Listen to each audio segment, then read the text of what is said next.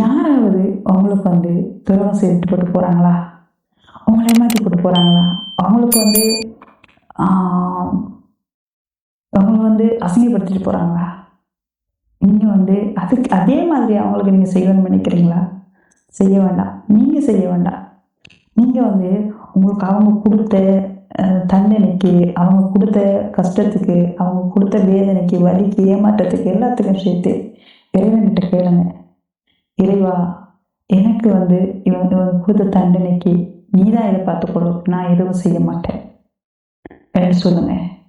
கண்டிப்பா அந்த இறைவன் உங்களோட நீங்க சொல்றது அந்த கடவுளுக்கு கேட்கும். கடவுள் நிச்சயமா அவங்களுக்கு அந்த தண்டனையை கொடுத்தே தருவார்.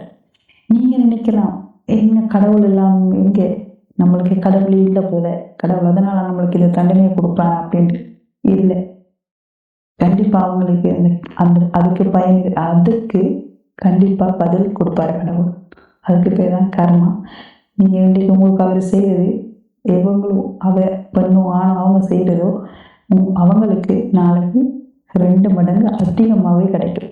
உங்களை ஏமாற்றுறாங்களா, எந்த விஷயத்துல இணைஞ்சுதான், எந்த விஷயத்துல இருந்தாலும் கண்டிப்பா நிச்சயமா அவங்களுக்கு பதில் கிடைக்கும்.